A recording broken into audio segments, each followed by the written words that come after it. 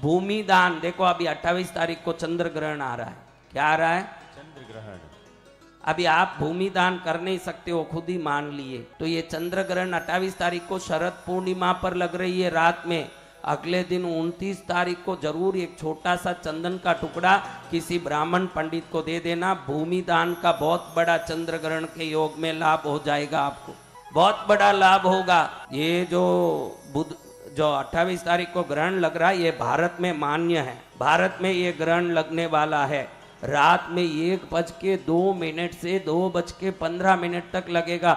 जरूर सब लोग अपने गुरु से प्राप्त मंत्र का उस समय बैठ के जाप जरूर करना। उस ग्रहण में 1000 गुना मंत्र की शक्ति प्रकट होगी। और अगले दिन सुबह जरूर एक पूरा नारियल और एक चंदन की लकड़ी, जो मैंने बोला, दोनों किसी को दान देना, गौ देना।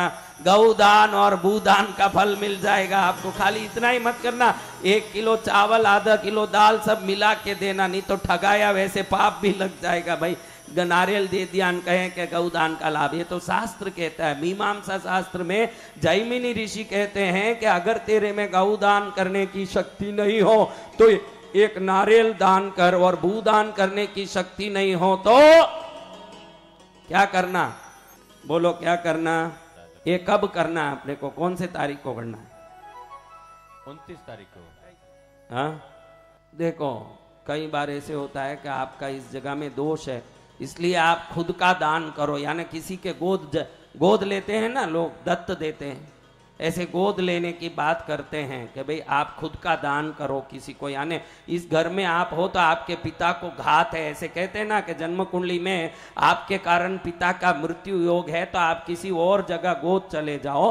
तो खुद को दान करने की जिस जगह कोई बात आती है, उस जगह सोना का एक छोटा सिक्का भी दान दे दे तो खुद का दान दिया हुआ फल मिलता है। शास्त्र में ये भी कहा है। क्या चीज? सोने का। सोने। लेकिन कुछ चीजों में कोई भी सब्स्टिट्यूट नहीं है, यानी प्रतिनिधि नहीं है। वो कौन सा चीज? कि भाई अभी मेरे को गौदान करना था, गाय नहीं दे सकता था, बदले में क्या दे दिया? नारियल।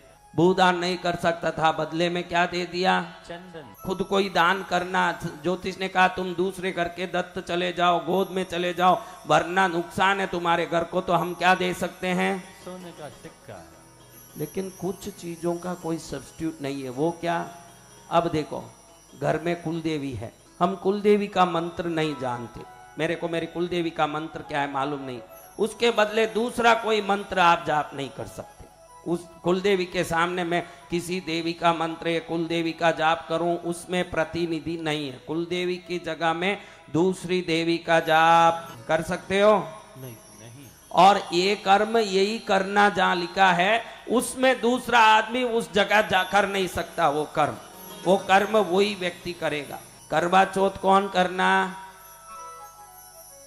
नहीं, करवा चौथ कौन करना? पति के लिए पत्नी करना। ये समझा रहा हूं आपको कि मैं क्या बोलना चाहता हूं। शास्त्र में लिखा है कि करवा चौथ पति के लिए पत्नी करना।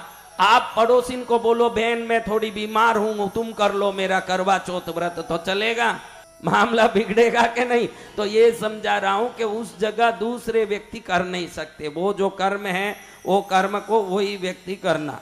समझ रहे हो? वो और जो समय में जो चीज को करना लिखा है, वो समय को टाल के दूसरे समय में नहीं कर सकते। जैसे श्री सूक्त का पाठ मैंने बोल दिया, तुरंत कुछ लोगों ने हाथ उठाया, हमको श्री सूक्त आता है। कौन है वो?